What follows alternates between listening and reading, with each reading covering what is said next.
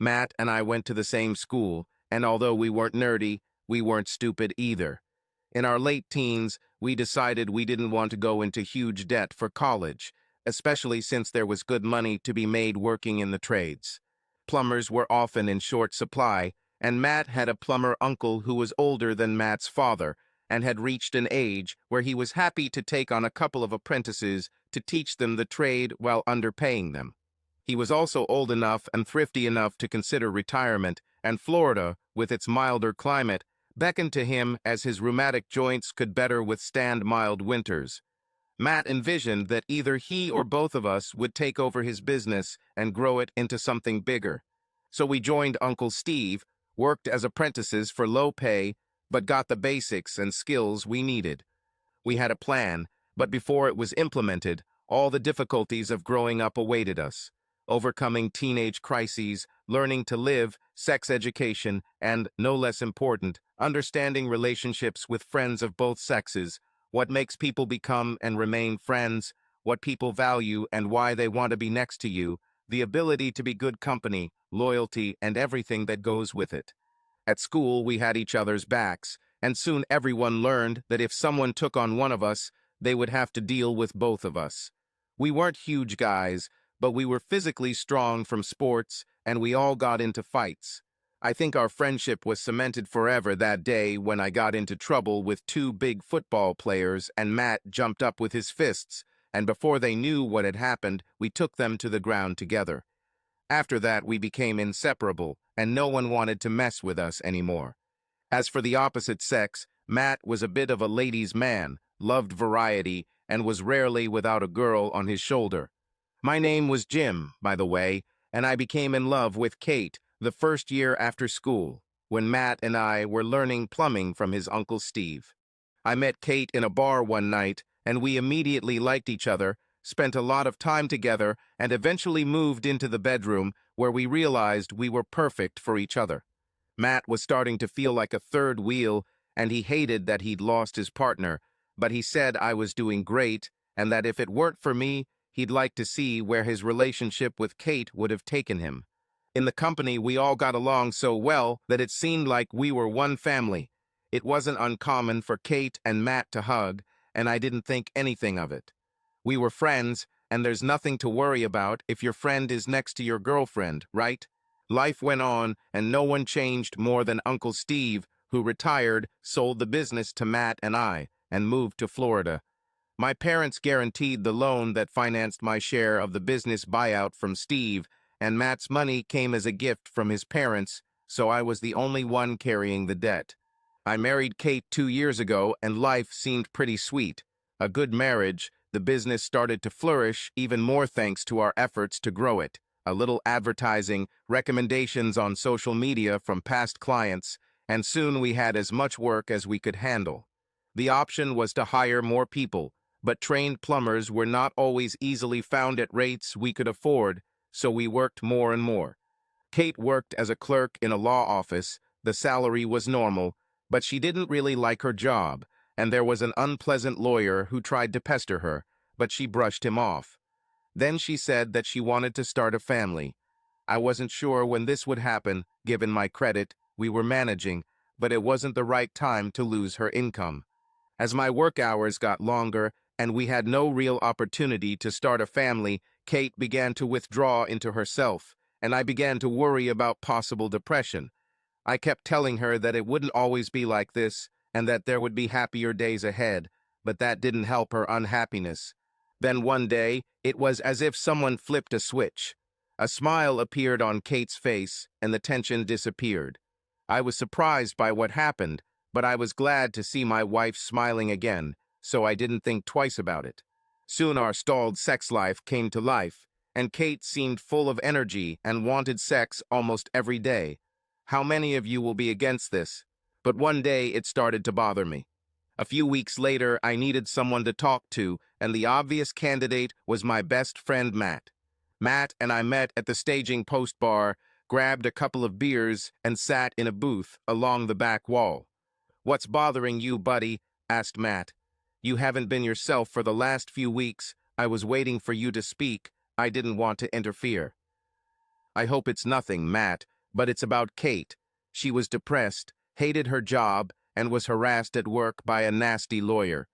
But about 6 weeks ago, she changed. She was happier than ever, and after 2 weeks, she tried to wear me out in bed.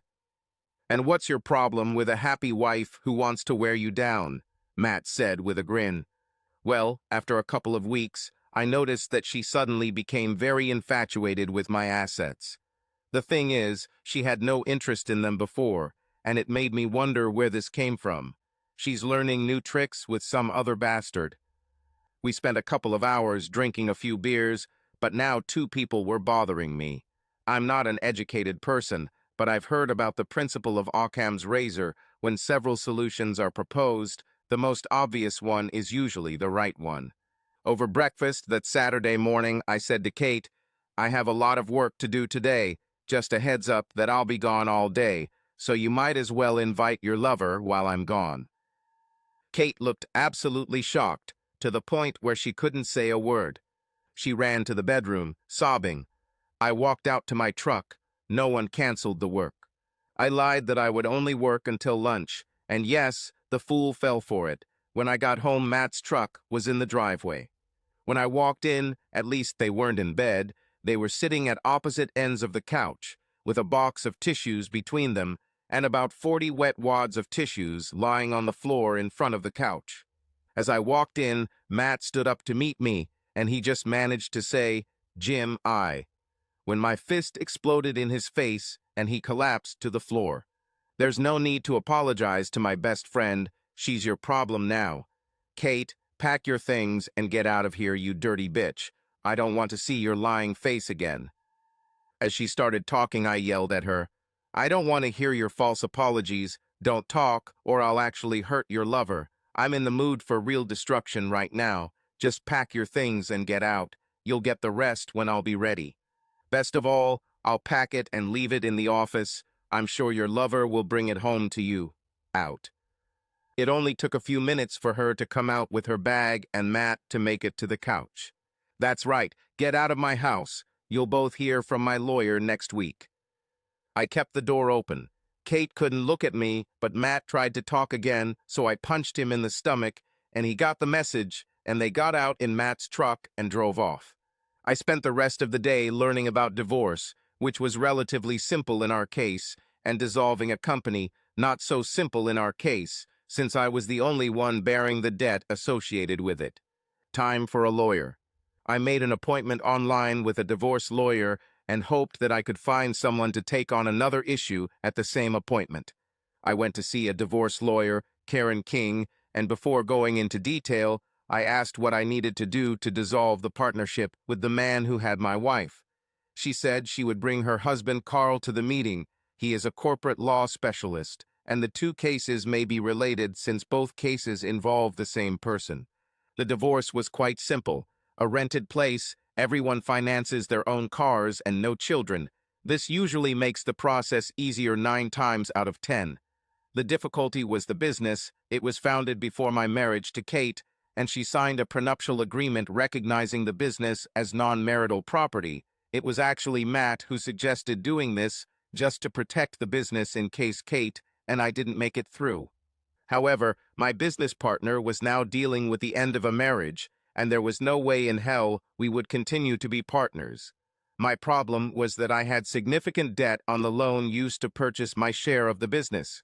I took a copy of the business agreement between me and Matt when we formed the company after taking over the business from Steve. Carl read it and declared that it was very simple and not difficult to terminate. Carl talked about what I wanted. It was simple, in a word, to get out. He outlined several options. Jim, you can sell your half of the business. You don't have to sell to anyone in particular. Do you want to keep the business successful or hurt it? If you want him to live, sell him to Matt. Make him pay dearly. If you want to damage it, there will probably be a large company that will buy your half and then forcefully liquidate the business so that their existing business will take over the freed-up resources, eat your company from the inside. The downside to this scenario is that your employees will likely get hurt. The other option is to simply walk away, disappear, not service your debt, and let the business fail.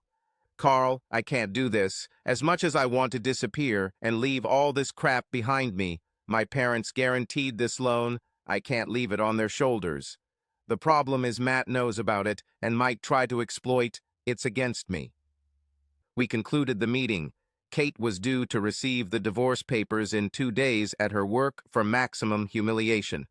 Matt was to be served with a notice of intent to dissolve the business partnership within 30 days and invited to make a satisfactory buyout offer. He will also be given this in 2 days. Now all I have to do is sit and wait. I didn't go to work, started getting calls from Matt, which I ignored. He was sending me emails saying we have a business to run. Where the hell am I? Work was piling up and clients were complaining about missed appointments. I ignored it too. To be honest, I didn't care about the business. I just wanted to leave. The next day, my phone exploded with messages ranging from, "How could you?" from Kate to, "What the hell is going on, man? This is our business," from Matt. I sent each of them a photo of my raised middle finger with the caption, "Fuck you." Kate hasn't even tried to talk to me since Saturday. She knew the level of disgust I had for her. She knew our marriage was broken, betrayal, but not just any betrayal. It was with my closest friend since childhood and my business partner, worse you can't imagine. That evening, they both came to my house and made another mistake. She used her key to let them in. I attacked them and started hitting Matt again. He begged me to stop and didn't hit me back, saying, "Please, Jim, we need to talk."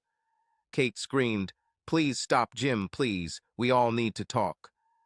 I looked at her with a cold gaze and said, "That bastard is not welcome in my house under any circumstances, and neither are you, but at least you have some right to come here. Never use that key again, really. Really give it to me right now. You lost your right to come and go here when you became a bitch to my ex-best friend.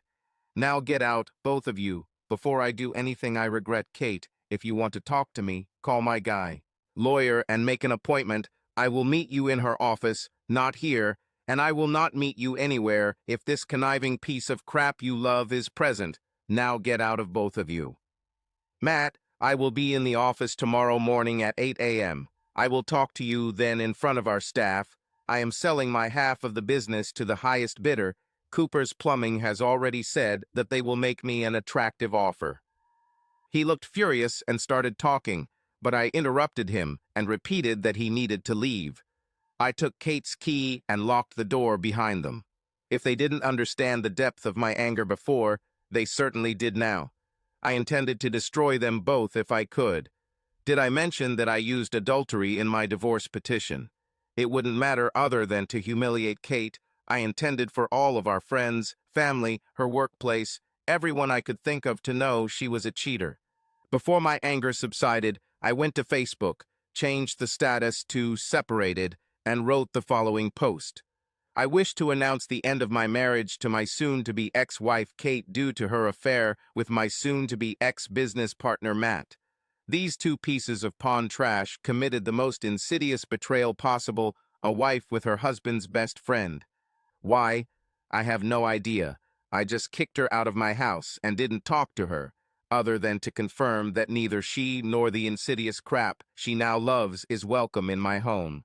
The divorce and sale of my half of J&M Plumbing will happen as soon as possible. If anyone wishes to remain my friend and not theirs, please do not mention their names in my presence. They are both dead to me. By the end of the day, my Facebook page and my phone had been pinging with message notifications all afternoon and evening. I only took one call. It was from my father-in-law, Jim, whom I called James. "Jim, I heard the news. It sounds serious, son. Is there anything I can do to help?" "James, thank you for calling. I'm afraid this can't be fixed. You could help by asking her to just finalize the divorce papers and be done with it." "Jim, she's here today. She's heartbroken. She claims she was depressed and foolishly sought comfort from your friend Matt. She claims she only loves you. Will you talk to her?" "Not today, James. She knows I'll only talk to her in my lawyer's office. There's nothing to talk about."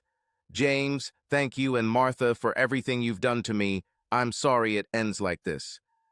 "I'm sorry too, Jim. Goodbye-bye."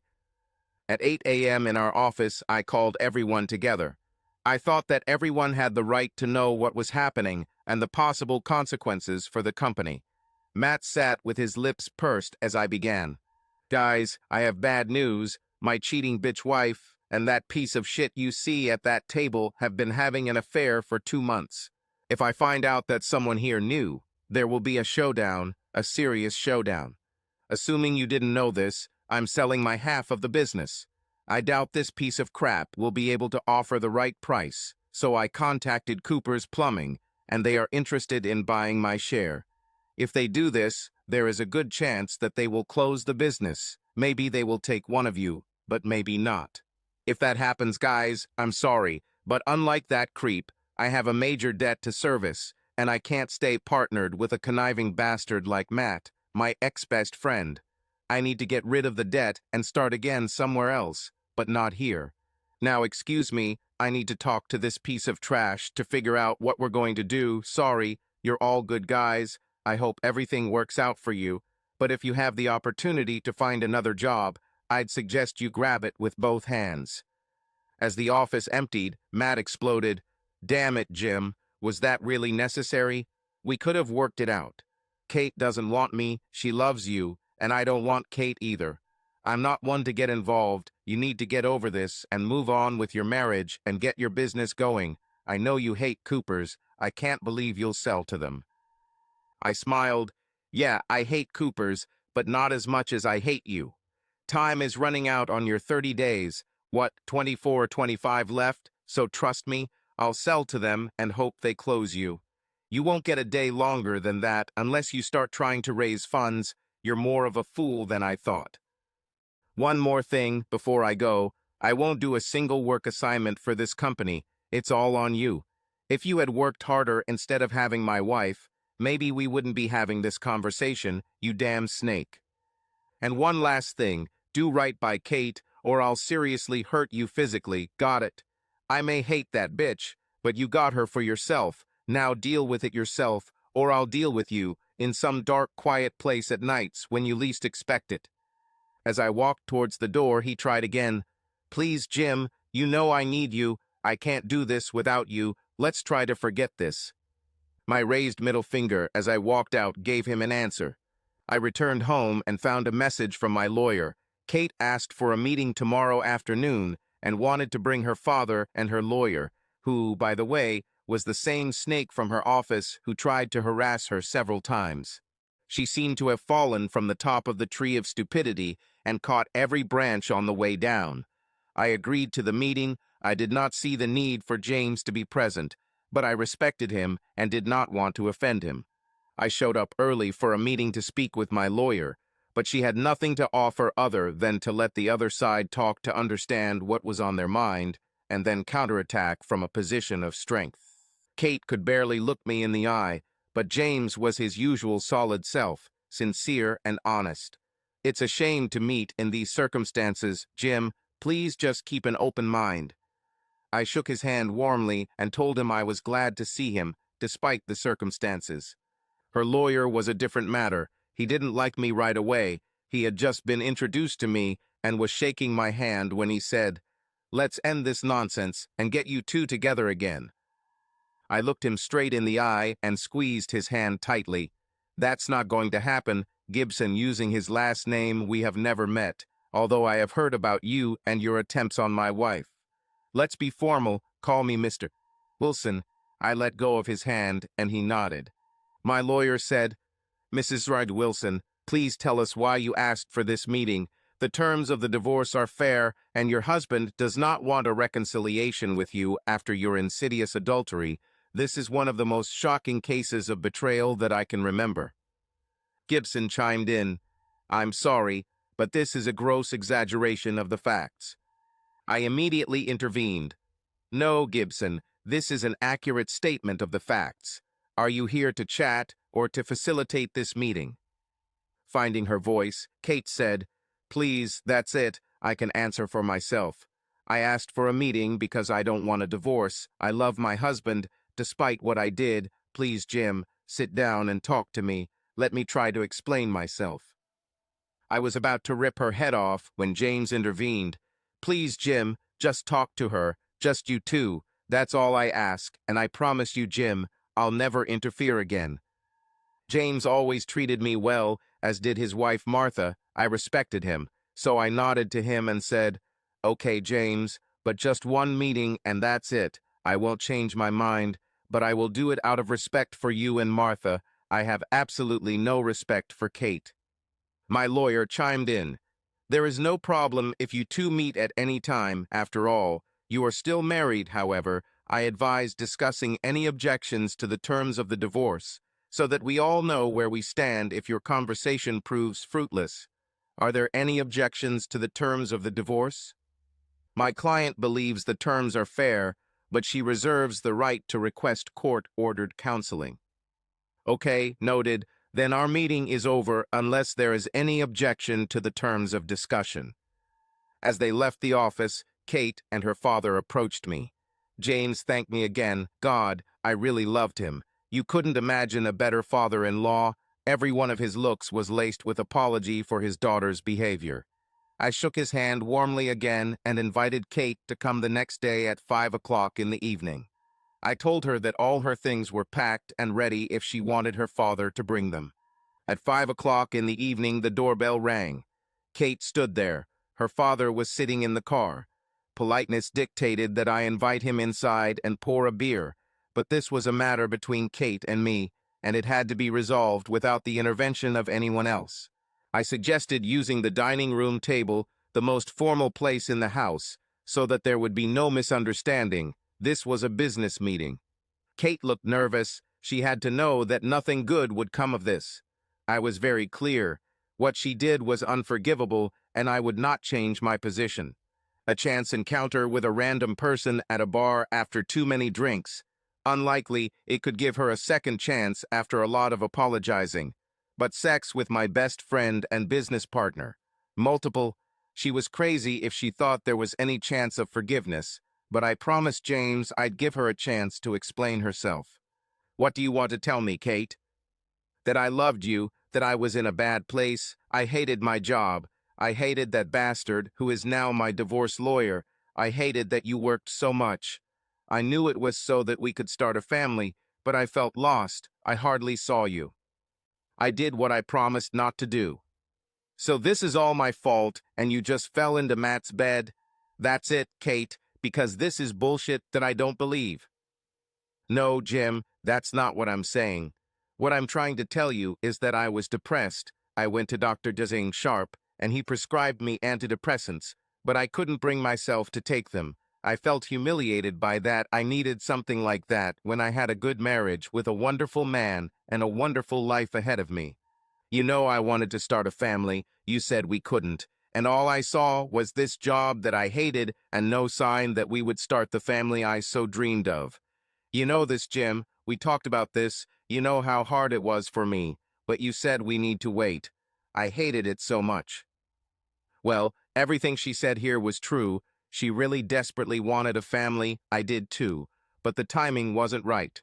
She continued, "Matt called one evening when I told him you were working late again. He was amazed. He said he rarely worked late and didn't understand why you would do this, because that's what you hire workers for," he said. "I started to wonder if you were imagining late work, if you were seeing someone when you could be at home with me. I was already depressed, and it hit me hard. If your partner doesn't work late, why are you doing it?" "Jim," I burst into tears, and Matt comforted me, like the big brother he always seemed to me to be. And then I suddenly reached out to him and kissed him. It was me, Jim, not Matt. I responded to his kindness and got carried away. That's how it all started, my fault. I felt him turn on against me. I needed that attention, and things went further. This shouldn't have happened. We stopped it twice, saying we can't do this to you, but I kept begging him. My depression was in control of me, and I needed reassurance. That Saturday, when you came home at lunchtime, we didn't do anything. We just talked, and I cried.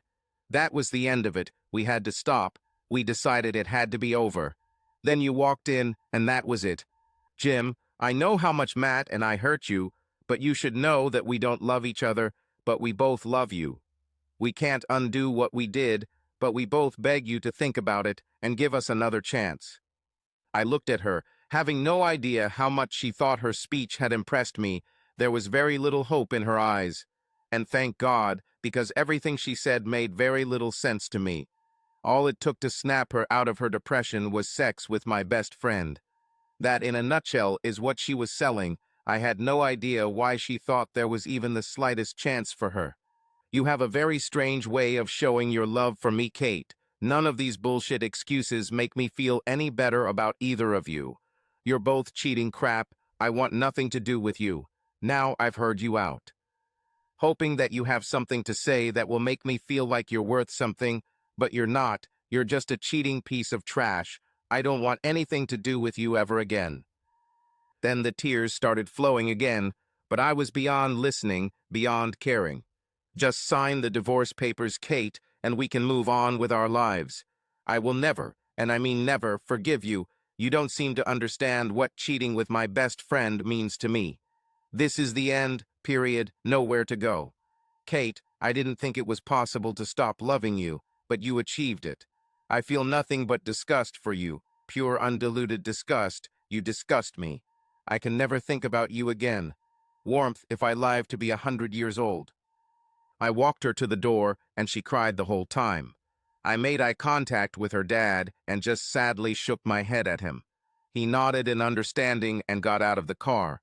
Hugging her, he said softly, "Oh, Kate, what a mess," and put her in the car. He came with me to pick up the rest of Kate's things, and we loaded the car while she sat there sobbing. Then he took her out of my life. Again, James and I shook hands, now for the last time. To be honest, I had a bigger lump in my throat saying goodbye to this worthy man than I did parting with his daughter. I respected his calm support of her, but his acceptance of the inevitable, a good man who definitely didn't raise his daughter to be a bitch. Now it's time to deal with Matt. Halfway through the 30-day notice period, Matt called me. I really didn't want to talk to him, but both of us and 6 other decent people had our own interests in the matter, and the business needed to be settled. Matt, what do you need? If it's not about selling a business, I hang up. Calm down, Jim. This is about business. I spoke to the bank. How much do you want for your share? 200,000. What? You only paid 100,000. Be smart, Jim. I can't pay that much. I just don't have that kind of money. You know business is going well, but cash is tight. What are you, an idiot, Matt?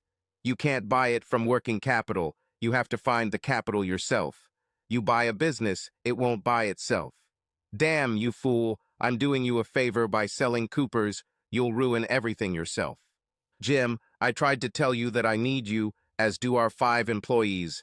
I'm sorry about what happened. I'm truly sorry, but you have to help us. Otherwise, we'll all go bust. I laughed. That's exactly what I hope, my ex-best friend. Cooper's offered me 200,000. If you offer more, I will not return to them with a counteroffer. Not for your sake, understand this. I hope to see you go bankrupt, but for the sake of the future of the other guys. I hung up. A week later, he called again. I beg you, Jim, the most I can collect is 180,000. Would you consider keeping a small share for yourself? I hung up. When the deadline approached, Matt called again. Okay, I found the money. I'll give you 200,000. I hung up. What the hell, man? I offered your price 200,000. Why did you hang up? I told you that this is Cooper's offer, and you must beat it. Otherwise, I will sell it to them. Jim, for God's sake, tell me what I need to do. I can't find more money. 200,005. That's the price. Do you want it? This is the price. Okay, you got it. I hung up. On the day the deadline expired, my lawyer Carl confirmed that the money had arrived. I was free. There was no point in keeping me here. I planned to wrap things up after the divorce and move to another place. After all, a good plumber is always valuable. It took several months before I received a court date for my divorce. I hoped it would all be over and I could move on to a new life and leave all this mess behind. Yes, that's how it should have been. Everything started well, both parties agreed to the terms, then everything went wrong. Kate's lawyer said, "Wilson is asking the court to order family counseling." I shouted. "You're kidding me," I said. The judge called for silence. Mr. Kenneth Wilson, you will not use such language in my court. I will consider the reasons for consultation. I apologized and Karen King began to speak on my behalf. Your Honor, counseling will not yield anything due to the blatant nature of the betrayal in this case. My client's wife had an affair for at least 2 months. My client does not intend to reconcile with her. He made it clear that there was no chance of forgiveness, let alone reconciliation. Consultations will be a waste of time. Mr. Gibson, for what purpose is your client asking to schedule a consultation? Gibson stood up. Your Honor, Wilson would like to address you herself, if possible. So be it. Wilson, you have the floor. What goal do you want to achieve with the consultation? Kate stood up. She looked fragile, completely unhealthy. I hadn't seen her for months, but she seemed like a shadow of the woman I once loved. Your Honor, I did a terrible thing to my husband, and I will regret it for the rest of my life, no matter what happens today. I know he thinks he hates me now, and it's hard to get over it. I feel like I'm losing my mind and my health. I take antidepressants, but they don't help me. I only need one thing, for my husband to love me again. Without it, I was lost. When I did what I did, I was depressed, not thinking straight, and was emotionally at the lowest point of my life, well, until today. Now life has no meaning. Your Honor, I need a chance to convince him that I love him, and that since I met him, all I ever wanted was to love him, be the mother of his children, and spend my whole life with him. Please, Your Honor, give me this chance. The judge considered her words. Wilson, I hear a lot of words in this court. My job is to evaluate their significance. I feel like I just heard very sincere, repentant words. You have my sympathy, madam, but I must decide whether counseling will bring anything positive to the marriage. Wilson, it takes 2 to tango. I see no evidence that your husband might be inclined to change his mind. Mr. Tisses, Wilson, will you agree to consultations? Your Honor, I mean no disrespect, but no, I am not interested in counseling or reconciling with Kate. Moreover, if forced, I would rather open myself up to jail time than go to such meetings. This has gone too far, Your Honor. I was somewhat touched by Jane's words today, but the betrayal was too complete. I can't forgive it or forget it, and I can't even think about living with her again. As I thought, Mr. Bolgers Wilson, this is a sad case. I feel that Mrs. Wilson truly loves her husband, but that is not enough to get him to go to counseling. I provide divorce and do not prescribe counseling. And that was it. Or it should have been. Jim, this is James. Can you come to the hospital? What happened, James? Why are you calling? Jim, I'm sorry to ask, but this is Kate. She may not survive, and she asks you to come. I'll be there, James. I arrived at the hospital and asked where Kate was.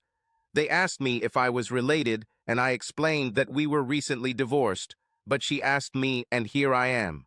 James saw me and came up to me. Jim, I don't know how to say it, so I'll say it straight. Jim, she's pregnant, but she's on the verge of losing the baby and her life. She is not eating normally and is the first pregnant woman I know to lose weight during pregnancy. I think she's dying, Jim. She wants to talk to you. Please, Jim, talk to her. I was taken to the emergency room, and she looked terrible, barely aware of what was going on around her. But when I took her hand, she said sadly, "Sorry, Jim, I can't save our child. I'm trying, but my body is useless. I didn't want to live. I didn't know I was pregnant when I decided to starve.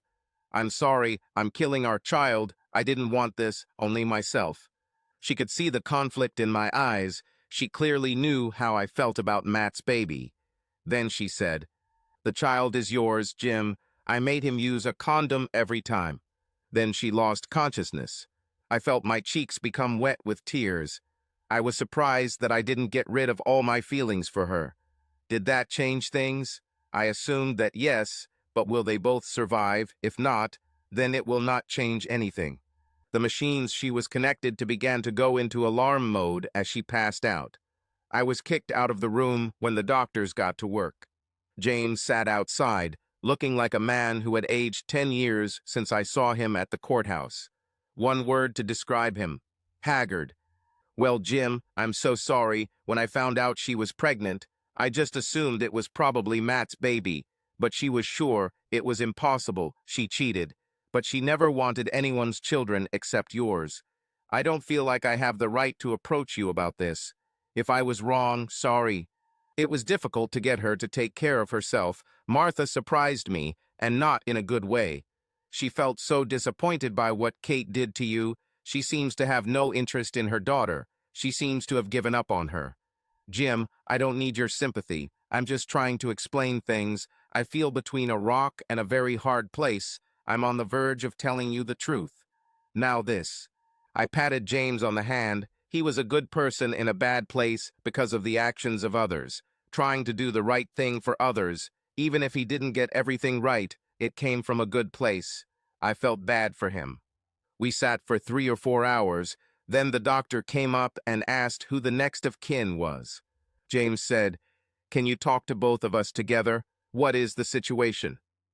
Well, the current crisis is over. Both mother and child are hanging on, and gentlemen, I mean hang on. Neither of them are in good health. I am afraid for the mother, but I am afraid that the child may have health problems if he survives completely.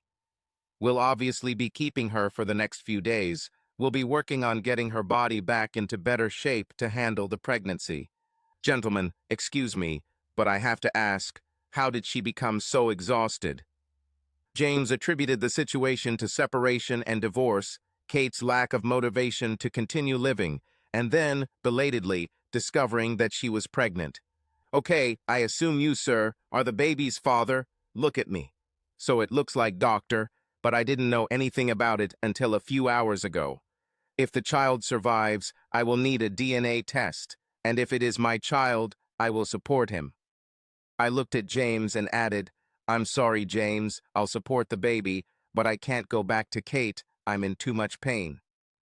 The doctor looked at me seriously and said, Sir, it may not be my business, but I'll tell you this, just so we can be clear, it's actually not my place as a doctor to say this, but man to man, I'll tell you. Based on your ex-wife's condition and what her father has told me, it wouldn't surprise me if you became a single parent within a year. I shrank into the chair. Great, damn doctor, trying to get me to take her back. I haven't said anything yet. It turned out she was 6 months pregnant, which must be tough for the poor baby. Was this my child? It's quite possible that Kate, in her depressed state, messed up her birth control, and of course we had a lot of sex. Whether it was true or not that she made Matt wear condoms, the number of times we had sex made me the likely father. If it were my child, could I leave? Will I want to leave? What kind of relationship could I have with the child's mother? Life became very difficult just when I thought I was free of my problems and was getting ready to leave town. Amazingly, mother and baby survived thanks to the specialized care they received when they realized her pregnancy and difficulties. The baby was born weighing just over 4 pounds, very light, but much lighter. The babies survived and thrived, and the baby, a boy, was remarkably healthy otherwise. Kate gained weight under care and came through relatively unscathed, although questions remained about how much damage she might have done to herself and her future fertility. Unfortunately, from my point of view, the DNA test confirmed that I am the father of the child, a complication that I have been dreading for the last 3 months since I learned about this possibility. I always thought that fatherhood would be one of the joys of my life, but the experience was seriously spoiled. It seemed like it would mean a lifelong relationship with a woman I could no longer stand. Nothing had changed. I had no desire to ever see her again, just as I had no desire for her to die when it was a real possibility. 3 or 4 days after the birth, James contacted me again. Jim, I'm calling about the baby. Kate wants to know if you want to have a say in choosing a boy's name. James, I didn't even think about it. We got divorced. I didn't expect to be consulted. The only thing I wish was that she wouldn't use my last name. Maybe she can use your name, Kelly. Does that sound reasonable? Jim, I'm sorry, but I think you need to talk to her. She still calls herself Kate Wilson. It could cause problems for the baby if his name is different from his mother and father. Besides, don't you want to see your son, Jim? I hesitated, thought about it. and then decided that this is what I should do. Is she still living with you, James? To her. Okay, I'll come over tonight after dinner at 7 p.m., okay? See you, Jim. I arrived promptly at 7 and James let me in. I had not seen Martha for many months. She looked haggard and suddenly aged, just like James. Two good people were put in a difficult situation. Martha hugged me and whispered in my ear, "That's not how we raised her, Jim." Then they left me alone with Kate and the baby. "Hey, Jim, thanks for coming. Want to hold the baby?" It wasn't the little guy's fault. I picked him up and looked at him. Big mistake. I suddenly felt what parents should do when holding their child. Emotions took over, and I found it hard to breathe for a while. He looked up and looked me in the eyes. I had no idea what he was thinking, but it probably revolved around a kind of familial recognition and need for protection. I was hooked. I started smiling at him. Hell, I had no idea if this was what she was expecting, but she was smiling too. Cute, isn't it? I nodded in agreement, but my heart broke again. Damn it, Kate, why did you do this to us? We could be perfect. These could be our dreams, the best days of our lives. She teared up and said, "We can still be Jim. Can't you learn to forgive me? I'm seriously ill. I made a very bad choice. Please, Jim, please try." I tried to give it back to her. I was going to run away and not come back, but she didn't take it. "Damn it, Kate, take your son. I need to get out of here." I was close to panic. "No, Jim, we need to talk. At least the boy needs a name. But you are not a coward. You have never run away from anything. Please talk to me. We need to work things out for his sake, and for our sake too." I sat down again, still holding my son. This was going to be difficult. I was confused and had no idea what to do. Looking into his eyes, I realized that I could not leave him. "James Kelly Wilson, what does that sound like?" I said quietly. She smiled and said that she liked these two best men in her life. I wondered if she preferred the name Matt, but I restrained myself. "Kate, I have a problem. I want him in my life, but I don't want you. I will never forgive what you did, whether you were sick or not. You did it, and did it repeatedly with my ex-best friend. I can't live with this, Kate, and I can't live with you. I can't live with someone I don't love. You need to think about how we can deal with this.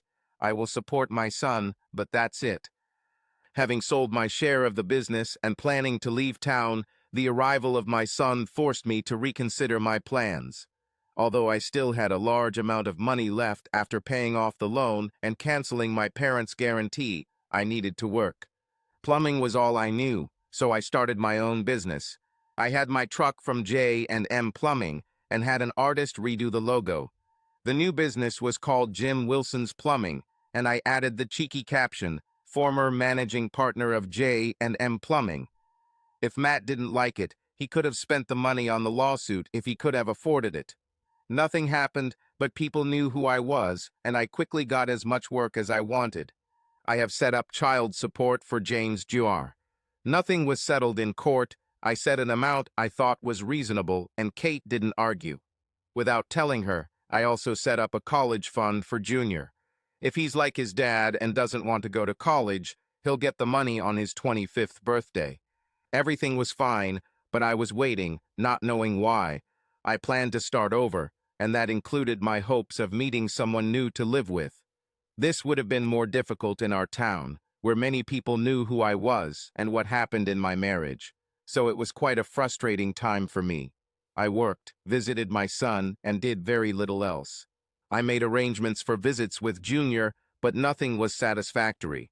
James, my former father-in-law, was still the go-between, and he was often the one who met me when I picked up Junior. I made it clear that I wanted as little contact with Kate as possible. I had no thoughts of forgiving her, and I did not want to have any relationship with her. 6 months later, James told me that Kate seemed to be having psychological problems again. Like me, her life was filled with work and Junior. James said she hasn't dated men at all since becoming a mother. He said that she had no interest, and she rejected all approaches to her, including, interestingly, the approach from Matt. This caught my attention. I assumed this would be her natural future. even if Matt said he didn't want her. Maybe he just wanted her as a lover, without strings attached. I thought it was time for this snake to feel a little pain. I was concerned that if Kate deteriorated again, it would affect Junior. I even considered declaring her an unfit mother and trying to get full custody. Was I really ready for this in my life? Being a single parent full-time? Probably not, so what was the alternative? I needed to make sure she remained healthy and able to be his mother. How? No matter how I looked at it, it seemed impossible without more interaction with her than I wanted, than my wounded pride would allow. She cheated on me, I couldn't come to terms with it. Forgive, forget, impossible. Of course, you know where this is going. Guy gets hit, divorces wife, wife is pregnant, it's his baby, he takes her back, blah, blah, blah. Could I be a person who would back away from my harsh judgment? I never thought so, but life sometimes throws strange things at us, circumstances we never expected. Of course, at the core of our humanity is the ability to adapt to a changing reality in order to survive. Crap. Bad news comes in droves. James told me that Kate seemed to be struggling again. Now the bad news was for James. He had suffered a small stroke. Nothing serious, no lasting damage, but it was a warning that he needed to make his life easier. With Martha struggling with her daughter's infidelity, James took on primary care for Kate and Junior. Now what? Well, she's not my wife anymore, but he's my son. I had to take some of the responsibility. We held a conference among the non-family, and it was decided that everyone except James should take on more responsibility. Kate had to take her medications and fulfill her responsibilities as a mother.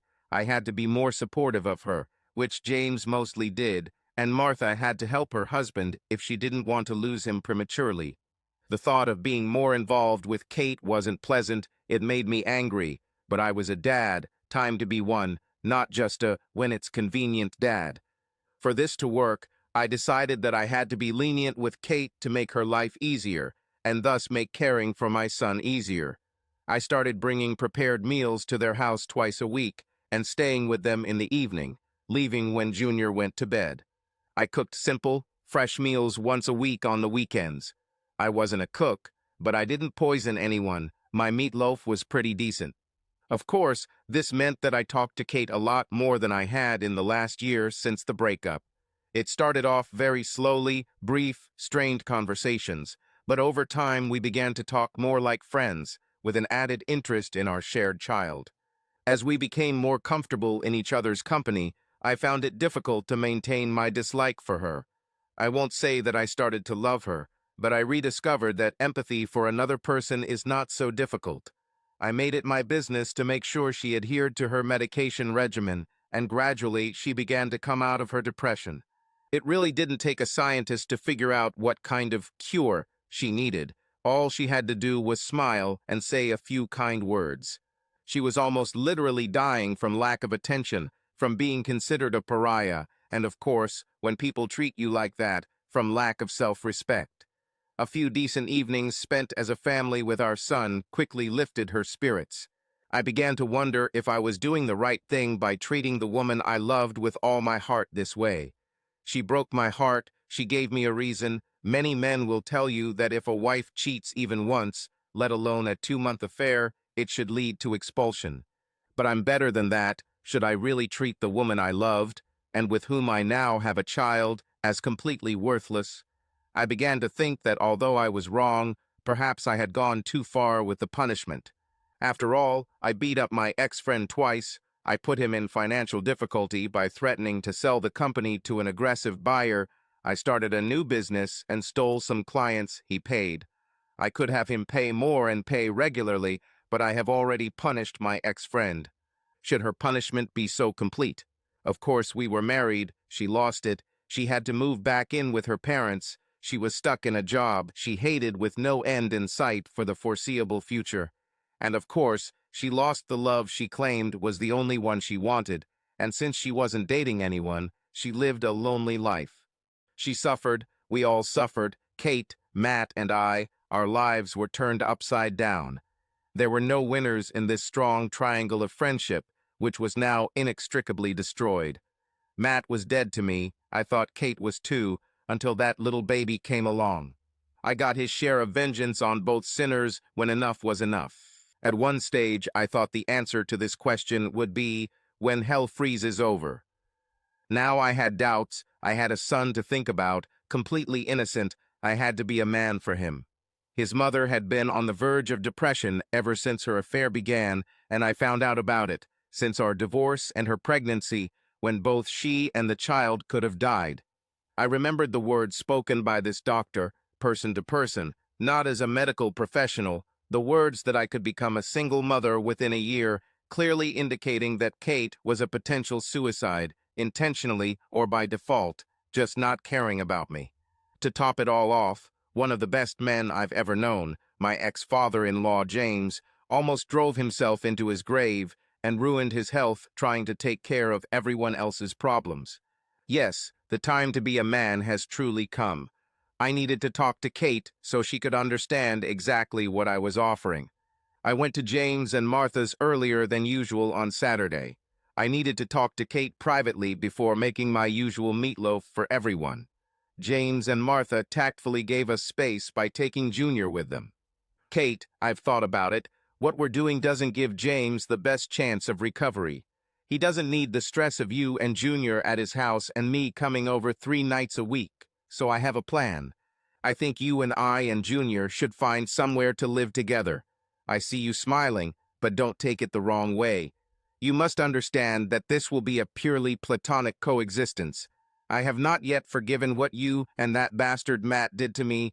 I realize what it means now in the new circumstances, but it is not forgiven or forgotten, and probably never will be. I offer this purely out of respect for your father, who has always been wonderful to me.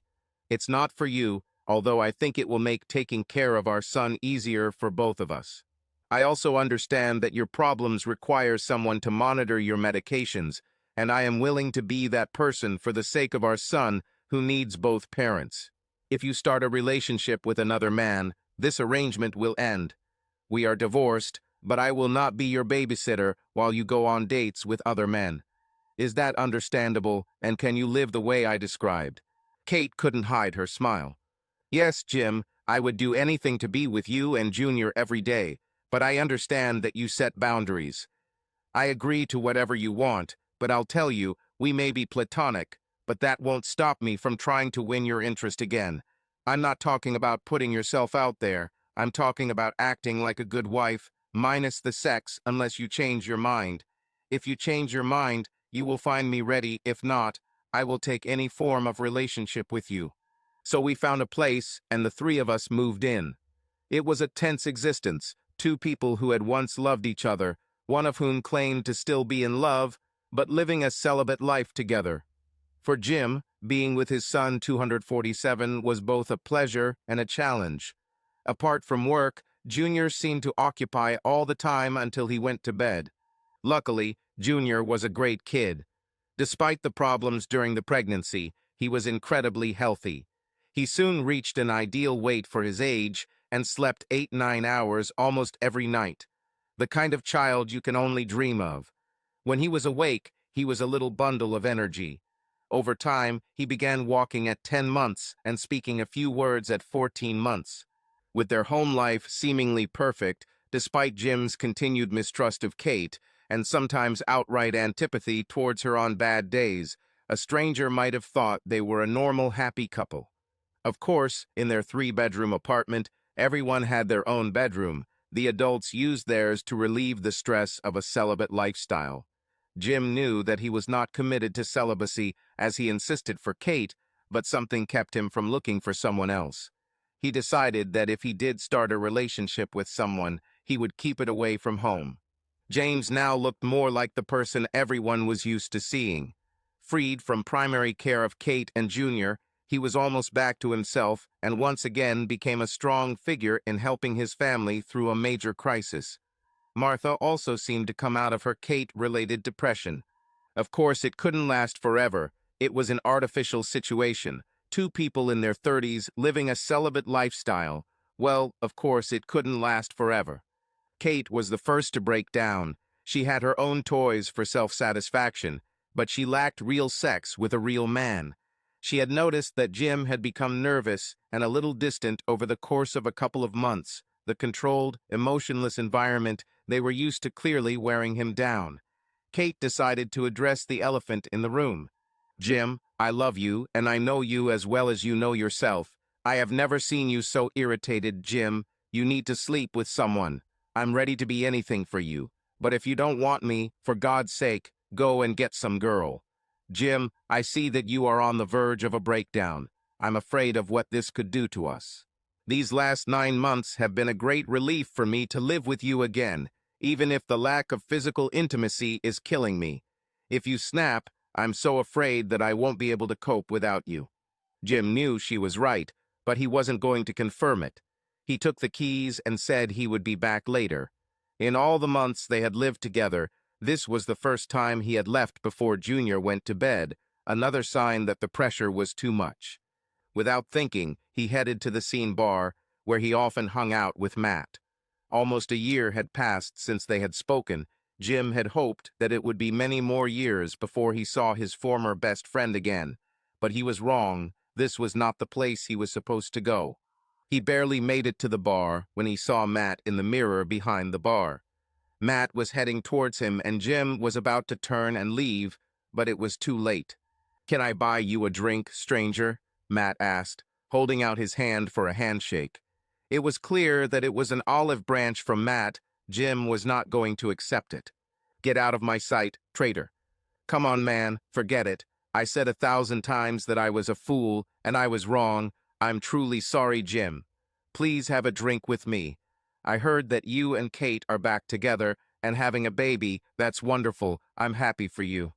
"Fuck you, Matt. We live together, but we are not together. We will never be together because of you. Yes, we share a son, but we are not married and never will be again. You arranged this, my best friend. I thought you would court her, and then I remembered that you are the same scumbag who wants to fuck, but does not have the courage to commit to a long-term relationship.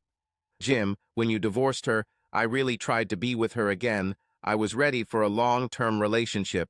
I decided that she's worth it, but you know what?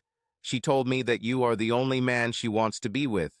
You see, you divorced her. You told her you hated her. But Jim, she only loves you. If you weren't so tough, you'd have a woman who knows she made a mistake, but will never do it again. Jim, I know I'm probably the worst best friend ever, but after all our years together, all I want is for you to do well. Kate is the best thing you can ever have in your life. Now, I know that I'm probably making you angry, and if you want to take me outside and beat me up again, then like last time, I won't fight back. I'll take whatever you want to give, because I've offended you enough for one life, and I'll never do it again. You know, there are times when you suddenly hear something from someone and don't doubt a single word. This was one of those moments. It was a far cry from rekindling a broken friendship, but it rang true, every word, and it was enough for me to decide that I had extracted enough revenge from Matt. I looked at Matt, nodded, and left the bar. When I arrived home, I quietly called out to Kate, but received no answer. I called quietly so as not to wake Junior. I went to her closed bedroom door and knocked. Again, there was no answer, so I carefully walked inside and found her quietly crying. She was clearly afraid of what might happen if I left earlier. I took off my clothes, got under the covers, and found Kate naked. I pulled her towards me and kissed her passionately.